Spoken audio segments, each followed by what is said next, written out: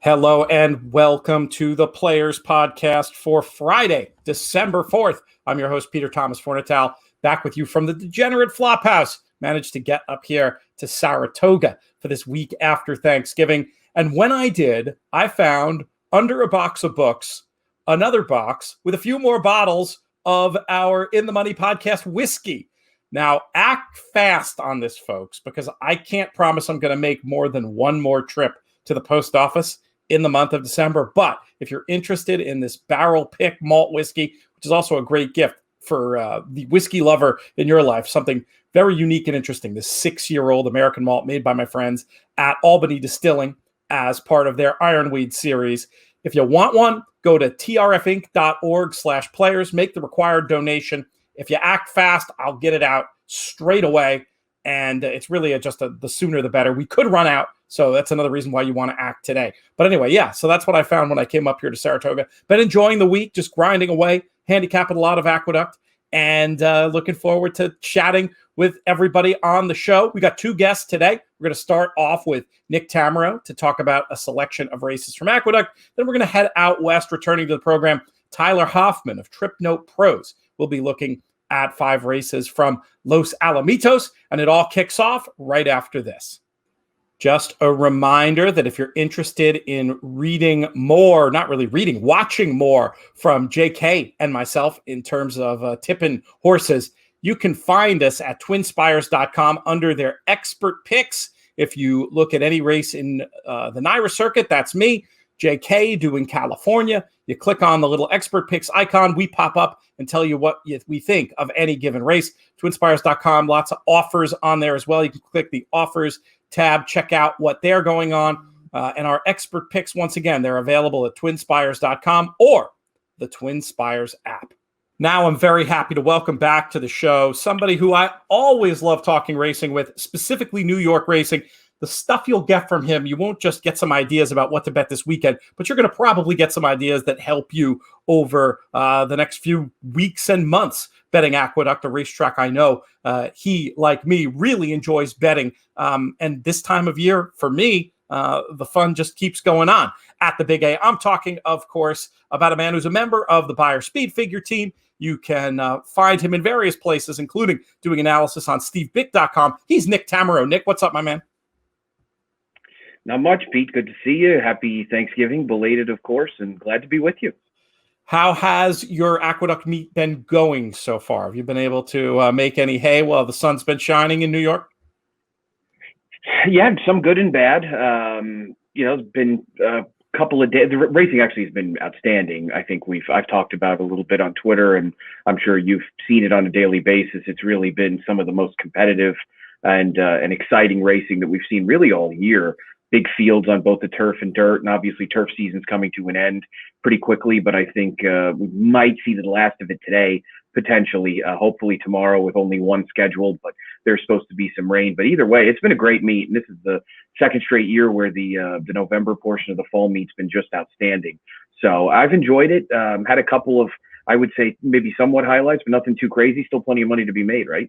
Yes, and I think it's going to continue even when we make the shift over to the proper winter meet, hoping we're still going to see some of these big fields and interesting racing. They've got a little bit different schedule this December. I think they're running, is it the next 3 weeks for 4 days, but then there's a pretty sizable Christmas break, which maybe we horse players who grind New York every day, maybe it's not so bad to have 8 or 9 days off here towards the end of the month.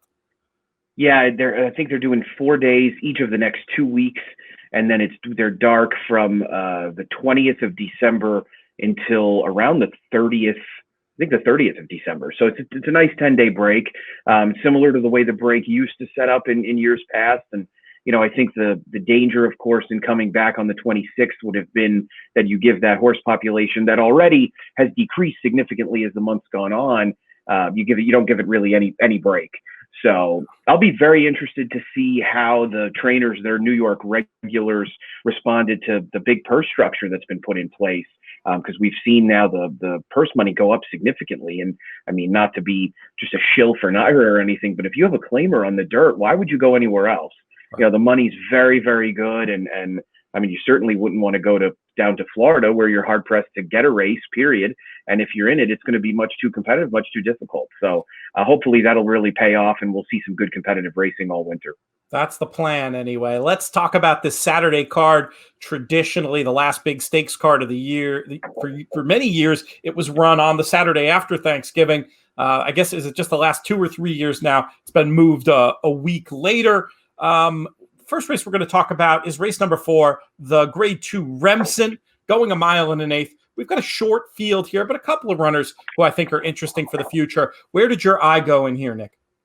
Yeah, you know, I think this is a pace makes the race scenario. And actually last year's Remsen, which featured quite a bit bigger field, but was won in wire-to-wire fashion by Shotsky, I think we're going to see something similar with 10 for 10. I really like 10 for 10, who I think in all likelihood is going to end up going off the favorite. I think David Aragona does a great job with the morning line, but I think when push comes to shove, this horse will go off probably 8-5 or so. And I think Known Agenda will be the second choice. Just because 10 for 10 comes off, and granted, it was a second place finish behind a rival who's in here, but I think he has a really noticeable and significant pace advantage. So I think he's going to be put right on the lead, and I think that should make things quite a bit easier. The other thing I think that would potentially factor into how the wagering shakes out is that his big maiden win 2-back was on a sloppy track. So if we see this rain materialize, which we've been hearing about, then I think that would only move the public his direction a little bit more and could drive that price down a little bit more.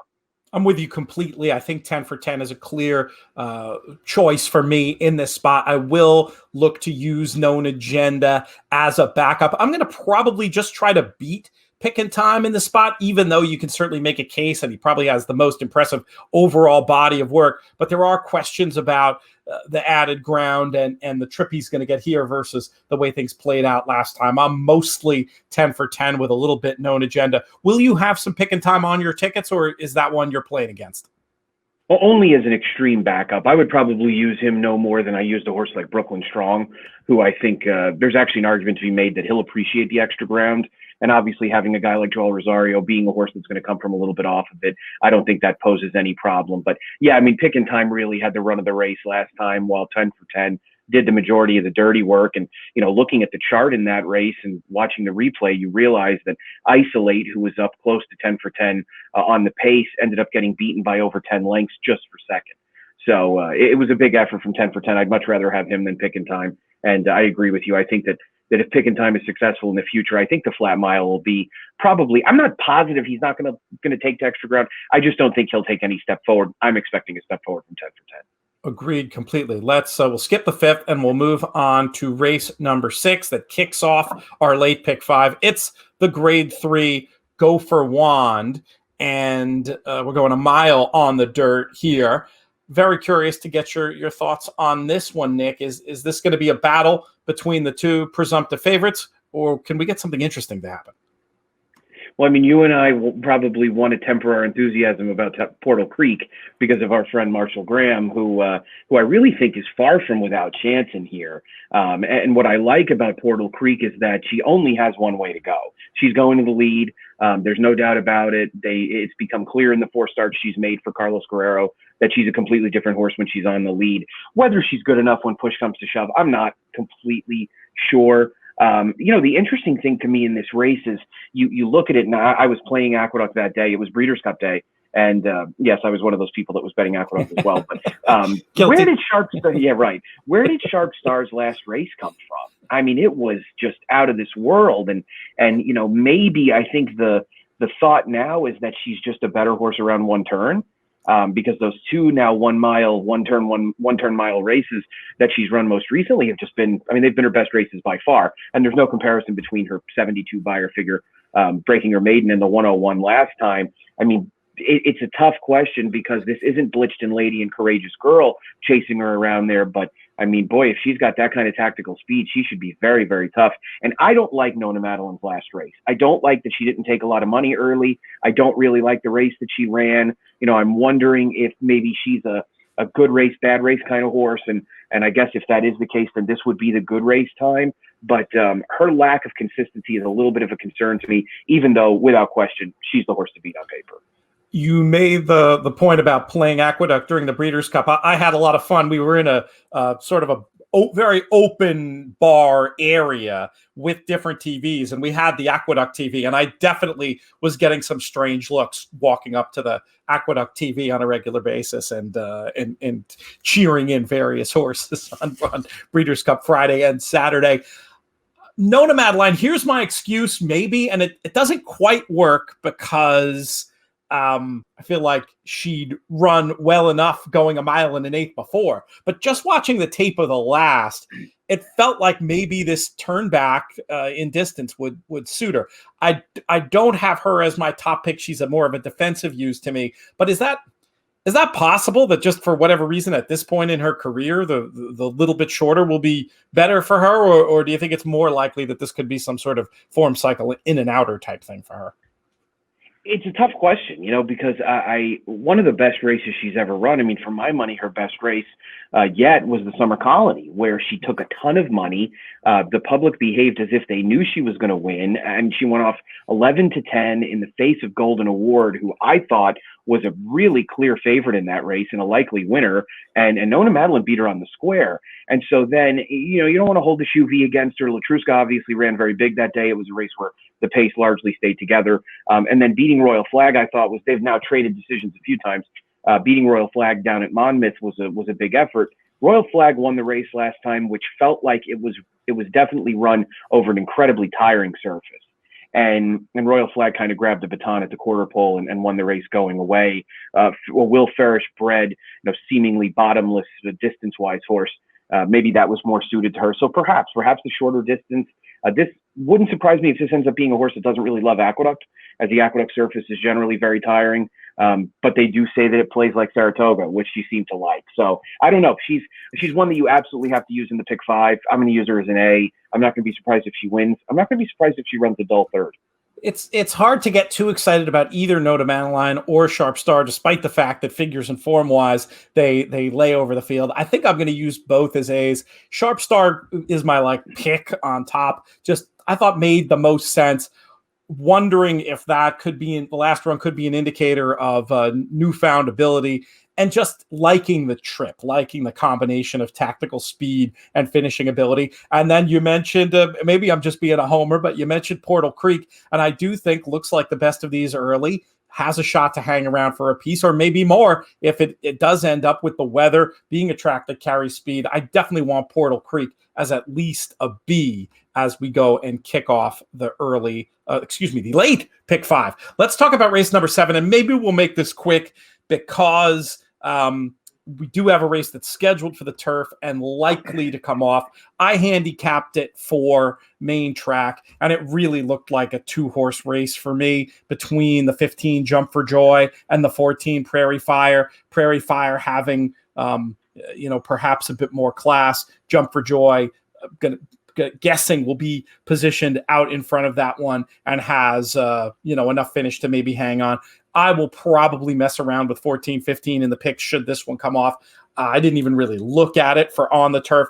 Who are the numbers you're interested in this 7th race allowance at the Big A on Saturday?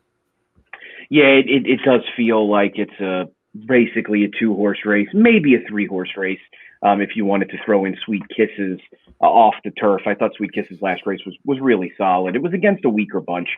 Prairie Fire figures to get a great setup if the race is run on the dirt, with Sweet Kisses and Forgotten Joy likely to battle. I'm sorry, Forgotten Hero likely to battle in the opening stages. So it seems obvious. It looks like it's pretty much all MTOs. It takes away the race moving off the turf takes away my one clever opinion in the entire sequence, which was to try and use Wicked Amber, and maybe nothing more than an underneath type, but to use Wicked Amber on the turf as she was parked extremely wide on the course opening weekend when being down towards the rail was obviously a necessity. So and she's done her best running at Aqueduct, but I'm probably being helped by not being allowed to bet a Randy Persaud horse at a huge price, with all due respect to Randy, of course. But yeah, it seemed pretty simple off the turf, and I would imagine the winner likely comes from the 12, 14, and 15. who would be your runners if we do stay on the turf? Because it could happen with just the one race, potentially the last of the year. Probably not, but not impossible. Do you have any thoughts if it does stay on beyond the Purceau horse to run in underneath? Yeah, I'd be 3, 4, 10. I'd use Wicked Amber at the big price. Fetching seems like a likely favorite and the likeliest winner. And Madam McLean is probably going to be pace. So I would want her. There's not a lot of speed. We saw a 6 furlong race. The feature yesterday was run at a pretty strong clip, at least through the opening quarter, and things held together pretty well. The turf racing this time of year is often yields results that you just don't get any other time. And their best example I could come up with is Saratoga Treasure won the Autumn Days last year by open length, and basically is this high level claimer. So just keeping that in mind. But yeah, I would be 3, 4, 10 on the turf. Let's move on to race number 8. We've got 3 and up New York bred allowance types going a mile on the dirt, fillies and mares. What do you like in here, Nick? I'll tell you, this is interesting because we've got the 2 horses that I mentioned earlier that ran second and third behind Sharp Star. And so we will have seen Sharp Star by this point in terms of maybe betting it vertically. But if you're playing the pick 5, you're going to have to make that decision early. I think it's a race where you're going to have to use a few horses. Wasp is the horse to beat to me, who was an impressive maiden winner last time out at second, asking for Todd Pletcher. She didn't beat a particularly tough field that day, but she beat them like a drum and looks like a horse with a pretty bright future. The mile will be no problem whatsoever. I will use likely Blitchton Lady. I'm going to use Amos, who I thought ran very well if the track is sloppy. I think you'll upgrade Amos's chances a little bit. I think that she did some of her best running last time from a little bit of a surprising spot. It wasn't a tough field, and tilting at windmills is a turf horse. Okay, Honey is not much of a horse, but I still thought Amos ran well and now is equipped, I think, to handle the jump in class based on the race she ran last time. I'll tell you one other horse who I think will be a decent price that I'm going to use is Pure Bodhi. And I don't blame Mark Hennig for debuting Pure Bodhi on the turf. There are obviously seemingly limitless opportunities to run on the turf in New York every year. But remembering that this filly is a half to Pure Sensation, Pure Sensation was a single-digit price in the Woody Stevens. So he's a horse that began his career on the dirt and was actually a very good sprinter on the dirt. The dam here, also Pure Disco, was like a 7-time New Jersey bred dirt winner, stake winner. So there's enough dirt pedigree here to give this horse a chance. And of course, turf horses generally take to dirt tracks that have a little bit of moisture in them. So I'm going to be sure to include Pure Bodhi as well. I like that note on Pure Bodhi. I had it, the 2 by a lot, Wasp, in terms of the most likely winner, was going to use Blitchton Lady. Another I wanted to mention, and I think you might have made a more compelling case for Pure Bodhi as the horse crossing over from the turf, but my eyes stopped on Timeless Journey, just wondering if somehow those turf figs could get replicated on dirt. And I thought might be the best closer in a spot where I can see certain scenarios where the pace could heat up. I just had listed third in my picks and was thinking of as a backup, but curious to get any thought you might have on Timeless Journey. Yeah, I mean, I could see Timeless Journey potentially having a bit of a pace edge, you could say, as it does look like there could be a little bit of a battle early. It becomes a question of do you get concerned that Christophe Clement immediately went to the turf with this horse and immediately went long and then was immediately willing to put her in for a tag after one bad race. Yeah. I think he's been probably a little bit surprised by her, so maybe included in those surprises would be a good effort on dirt. We will see what happens on Saturday. Let's talk about race number 9, more graded stakes action. This is the Demoiselle for the 2-year-old fillies going a mile and an eighth on the dirt, and a couple of runners who really seem to have some potential in the future, for the future and for now in this spot. I couldn't see past Malathaat, the one at the end of the day. I just felt like had a big edge based on class and figures and the speed to make her own trip. And on Bloodlines, I thought would see out the distance without any problem at all. And then I also kept coming back around to the 4 Malibu Curl, just looking at the figure earned going 7 at Saratoga and trying to blue sky in some improvement for the time away. And just another who, looking at the Bloodlines, felt like the 9 furlongs would be okay. I could tell you a story about Millefoy as well. Very professional in victory and definitely in the right hands to go on improving. Plenty of pedigree as well. So I just felt like, looking at these 9 furlong races, I lean a little bit more on pedigree angles, and it looked to me like 1, 4, and 3 were the ones who were going to benefit. How do you see this year's Demoiselle? Yeah, I think that's obviously a good approach to it, and a lot of it has to do with not necessarily who's going to be best at a mile and an eighth when push comes to shove, but who's going to be best at a mile and an eighth in the first weekend in December. And Todd Pletcher's a guy that comes to mind immediately. Distance seems to never really be an issue for any of his horses. And so I think Malathaat is a deserving heavy favorite. The Tempted was an impressive win. She obviously didn't get a lot of pressure on the front end, but it almost seemed like it didn't matter. I think she's going to get some pressure on the front end in here. I mean, you would imagine that Karamoka is only in there to try and wire the 99-1 winner on the Breeders' Cup Day at Aqueduct. She's stretching out in distance, of course, has an outside post. Dylan Davis isn't exactly known for being the most aggressive jockey, but you'd imagine that Mitch Friedman wants this horse to be forwardly placed. You wonder about Cafe Society. If Cafe Society was unsuccessful against Malathaat last time, how can she really let her go again? Is she supposed to show a little bit more speed? And then all of a sudden you add this up, and if you're a Timeform US user, you come to the conclusion that there actually could be a pretty decent pace in here. And that, squarely works to the advantage of Milfoy, who is a horse I think that's going to have no issue with distance. It just all lines up. Rosario, Mott, added grounds, the pedigree's there. This is a horse that seems like a very progressive type, and that she wants more distance. She finished her last start like she was going to take another furlong or three without issue. So I think if Malathaat loses, it's to Milfoy, and I think you mainly can use those two, and then you can back up with horses like Malibu Curl and potentially Cafe Society if you have an angle on maybe why Cafe Society can eat into that margin between she and Malathaat. Yeah, I couldn't come up with Cafe Society, and I wanted to, but I was worried about exactly what you described. I feel like the right tactic to try to win the race is maybe to try to get involved and test Malathaat earlier, but I thought that could lead to an off-the-board finish potentially. So I could definitely see as a deeper backup, but I'm very happy with playing that one mostly through Malathaat. I love the Milfoy case, and then have the little bit of a what will hopefully end up being a long shot angle on Malibu Curl as well. All right, let's talk about the featured race of the day. It's the Grade 1 Cigar Mile. Nick, who's going to win this year's running?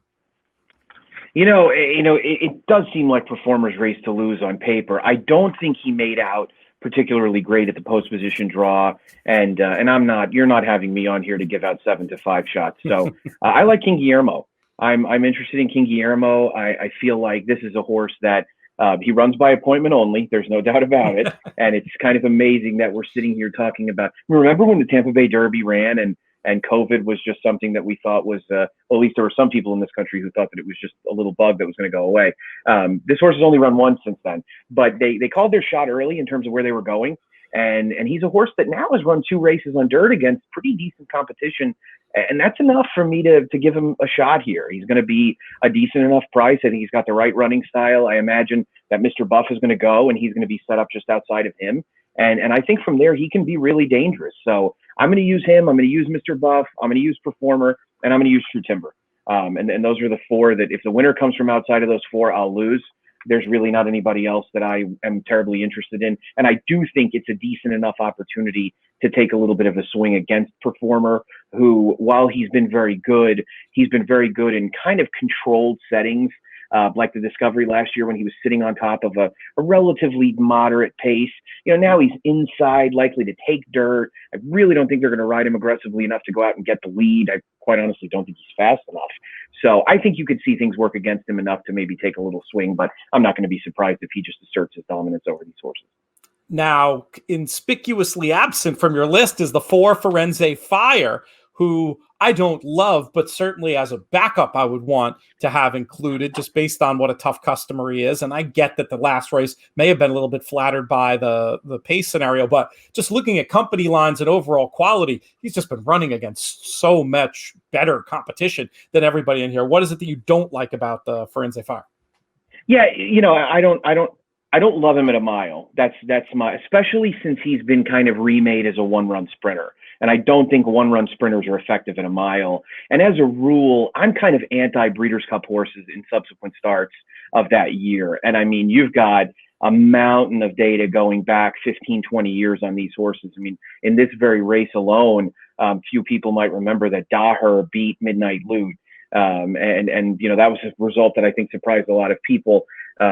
So like I said, basically, as a rule, I don't care for Breeders' Cup horses.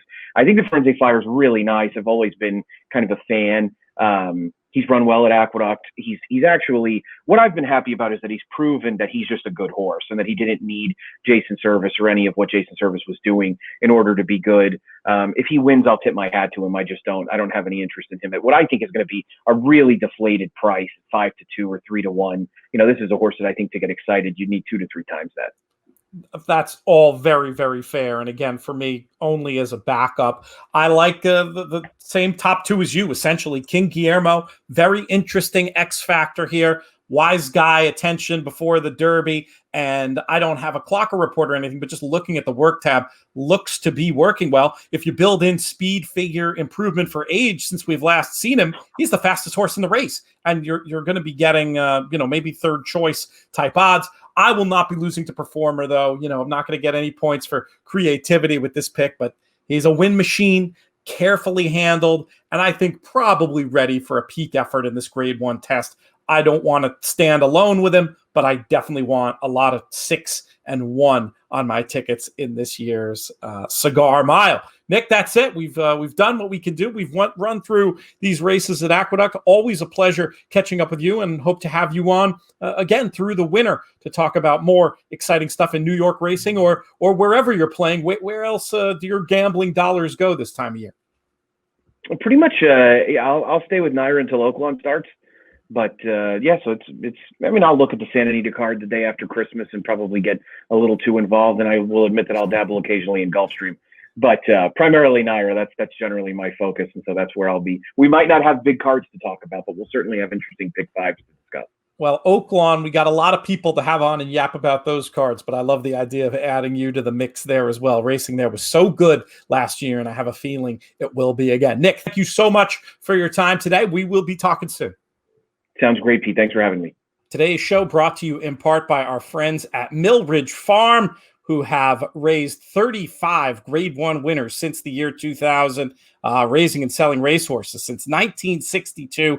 Fantastic family operation, doing things the right way. And these are folks who are really interested in the intersection between owning horses and betting on horses. If you've got questions about getting into ownership, reach out to our friends at Mill Ridge. Specifically, Price Bell would be great for that. And you can learn more, including virtual tours, if you go to facebook.com and like Mill Ridge, check out their page, tell them we sent you. We'd appreciate it very much. For more information, check out millridge.com.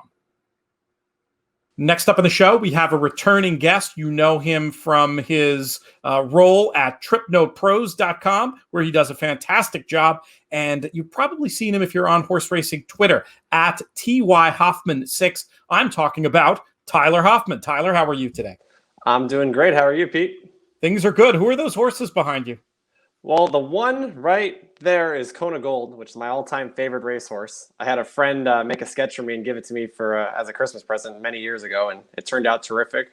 And the one behind me is just a fancy piece of art that I caught my eye a couple years ago and just bought it. It is no cool. horse. It's a good it's a good little setup you've got there. What's been going on at Trip Note Pros? Any news to report? What circuits are you guys covering as we head into these winter months? Well, with the conclusion of Delmar last week, we've now transitioned into the Gulfstream Park Championship meet. And we're also continuing our work with Aqueduct. Obviously, we got the big card tomorrow, the Cigar Mile card, which we're really excited about.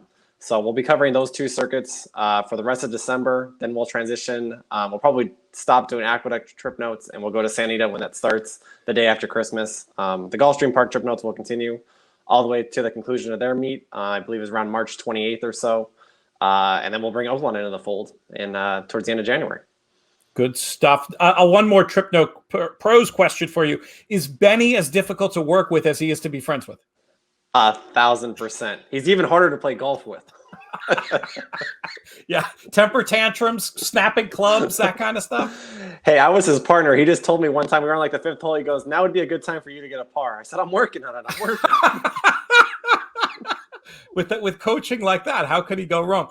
Let's talk about some Los Al stuff on Saturday. We start off with the fifth race. It's a standalone. There is not a late pick five, as you pointed out to me. I thought this race was really interesting, and I especially think in my opinion, our international viewers' ears should be perking up for this one, because I feel like they might not even have the right favorite in this race. And certainly looking at some early prices and seeing 11-4, which is a price between 5-2 and 3-1 on Astute, I thought that was way too big. I don't know what they're going to do on the tote. Maybe they're going to bet Astute and the more famous Princess Noor down to co-favoritism. But I just really liked Astute's last race. Figure with the hands that she's in, she's going to go on improving. I've been a Princess Noor skeptic, well on record about that. Obviously, she's a candidate to rebound. But for the folks who can lock in a price with Astute, I thought that was the way to go in the Grade 1 Starlet. How do you see this one playing out, Tyler? So I come from it from a couple different angles. I'm also on public record, except I'm the opposite of you when it comes to Princess Noor. I wasn't a skeptic. Everybody in the world told me her figures weren't good enough to compete in the Breeders' Cup. I told them I don't care about figures. I care about what I see visually. Obviously, I was wrong, and I had to eat a lot of crow on Breeders' Cup Day. With that said, I do think she rebounds in this race. I think she probably does take down the Grade 1 Starlet. I was impressed with Astute's last race in the Des Arnaz. That was a big-time performance. She won quite easily. Something that we always talk about at Trip No Pros is horse comfort. The horse comfort was out of this world in that performance. I don't know if she can step up and beat Princess Noor. We'll find out. She's never routed before, so that'll be the big test on the distance.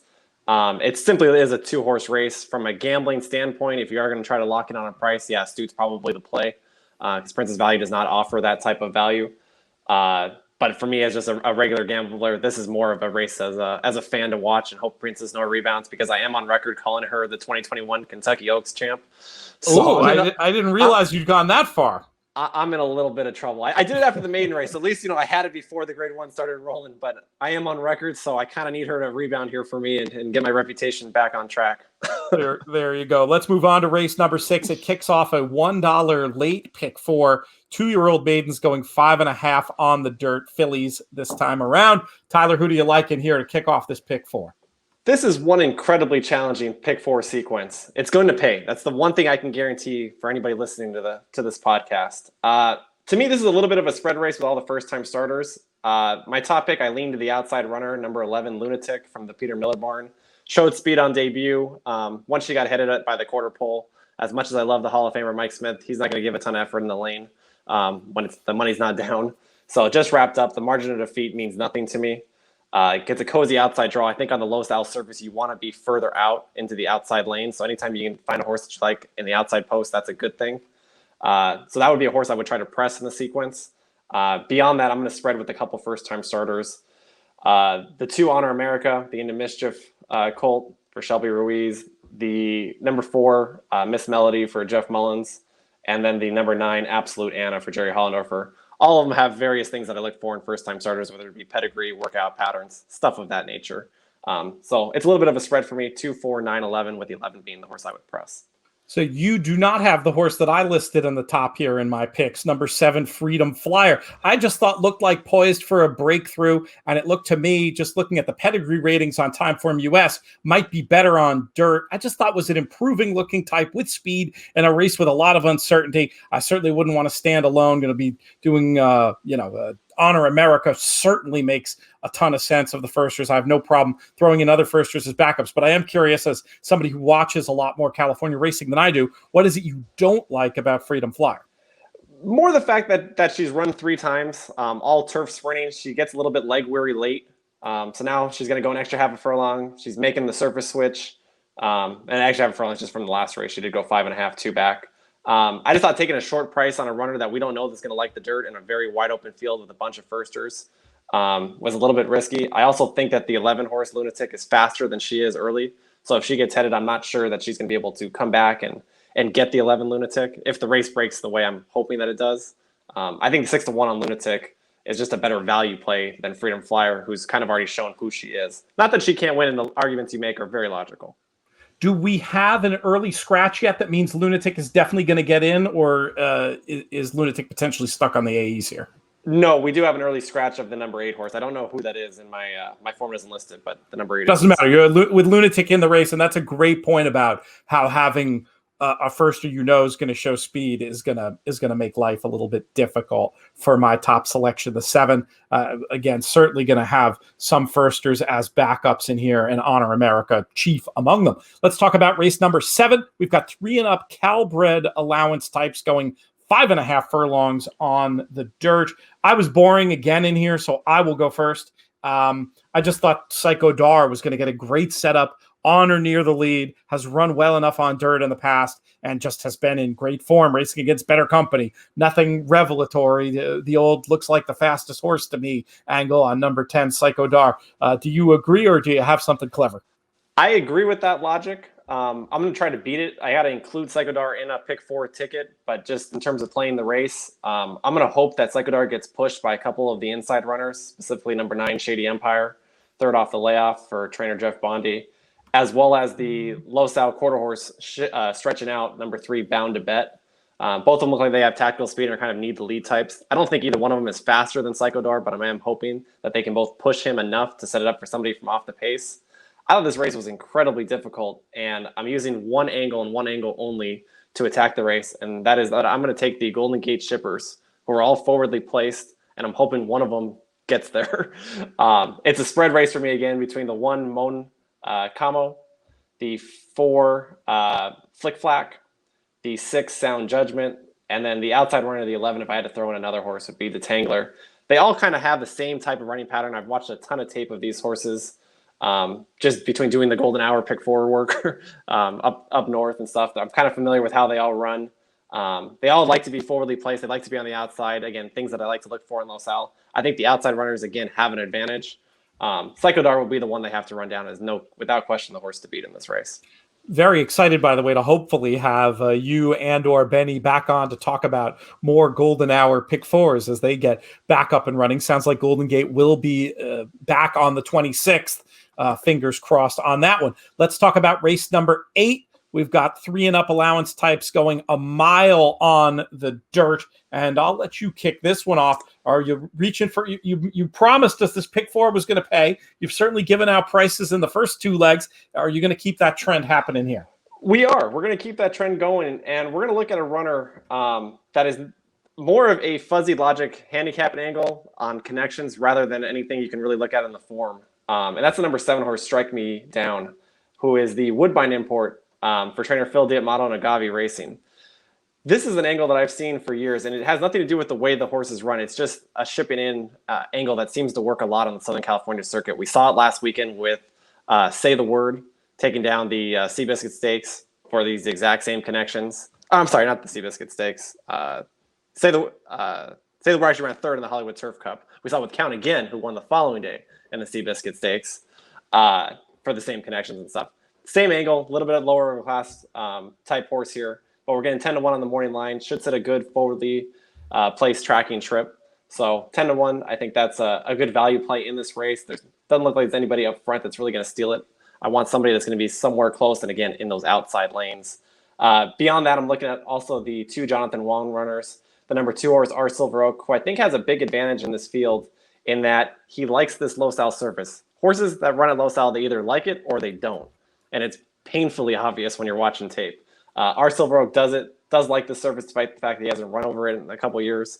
But he's hit the board in all 3 lifetime starts. And then the other Jonathan Wong runner is kind of more of the class play in the race. They obviously have a little bit of a for sale sign as it's already above the condition of his non-winners and one other than. That'd be the number 3 Megahertz. I'm sure I'm saying that wrong because that's the great megahertz. It's got a U in there. You know who I mean. Muga. I was going to say Mugaritz, but it's something like that. So those are kind of the 3 that I'm focused on. But what I'm really hoping is that we get that the Phil Diamato runner in there at 10-1. We're on the same 3. We're on the same 3. I thought I put the Wong runners on top. You made the cases already. Mugaritz, just very interesting. Second off the layoff, dropping. This is a grade 3 winner. Has won impressively on dirt before and should get a great trip. And then you mentioned it. It's the horse for course angle with our Silver Oak. Best work has come here. Might be the best closer. Up in class, but one I definitely want to keep on side. And while I didn't initially have Strike Me Down listed, I can totally see it. I mean, this one on pedigree could well improve for the dirt. And if he does, has a very good chance at a price. So I think we're going to end up playing the same 3 runners there. And then we move on to our 9th race, where we close out this pick for 2-year-old Calbreds, maiden claiming for a tag of 50,000, going 5.5 on the dirt. And I'll put this back to you. How are we going to get paid? We're going to hope that the Chalks win finally. We're going to try to beat them for 3 consecutive races, then we're going to finish with them. I think it's simply a 2-horse race between the number 6 Shimmer Me Timbers and the 7 Father O'Flaherty. Both of their races that they've run in the past are good enough to win against this field. There really were no firsters in here that stood out to me that I really liked. The only one that I could even maybe make a case for would be the outside runner number 11, Robin's Legacy, for our friends at the Hanson stable. But I think that horse is probably a notch below the top 2 here. The Father O'Flaherty's first time gelding. Has been knocking on the door as of late. Should set a good outside tracking trip.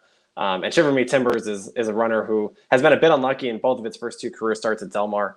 Got caught on the inside, and as we've talked about many times at Del Mar, you want to be on the outside paths, especially in the stretch at Del Mar. You want to be like the 3 path and further out. Both times this runner was clinging to the rail and ran pretty well, all things considered. We're reading each other's mail here. I mean, same 2 horses, pretty much same notes. Very obvious. I for the record, I put Shimmer Me Timbers, the 6, on top. Just looked obvious with speed rounding into form. And the 7 Father O'Flaherty was a must-use for me as a new gelding and a flow upgrade coming out of the last race. But you can hear from the way that Tyler talks about these horses and these racing surfaces that he's in tune with what's going on. And if you're interested in getting that type of analysis on a near daily basis, I highly suggest you check out his work over at tripnotepros.com. And that's South Street Guy's okay too. When he puts his mind down to business, he comes up with some really good stuff as well. I just love how in tune they are with the races that they're analyzing. And that's why I like to feature them here on the In the Money Players podcast. Tyler, thank you so much for your time today. Godspeed this weekend, and let's be talking again soon. Sounds great. Thanks, Pete. Okay, folks, that's going to do it. We'll close out with our thank yous. We'll thank Tyler Hoffman one more time. We'll thank Nick Tammaro as well. And we'll thank our partners. We mentioned Thoroughbred Retirement Foundation up top. We've got a few more bottles of that whiskey. If you want them, act now. trfinc.org/players. And then, of course, our friends at 10 Strike Racing. We talked about them a little bit with Nick. They've been with us since the beginning. We always love to root for the purple and black and admire the work and approach to the game that Clay Sanders and Marshall Graham and all the partners at 10 Strike have. Most of all, though, want to thank all of you for listening, especially those of you who voted for us in the ABR Awards, expecting a result from those this weekend. Fingers crossed that we don't embarrass ourselves there, but we really do appreciate your ongoing support, and it does make these shows so much fun to do. Last thank you, producer Craig, DJ Unstable, Craig Garbanoff, getting ready to run that marathon, working hard and helping us out as well. We always appreciate him. This show's been a production of In the Money Media. Our business manager is Drew Coatney. Our chief creative officer is Jonathan Kinchin. I'm Peter Thomas Fornatal. May you win all your photos.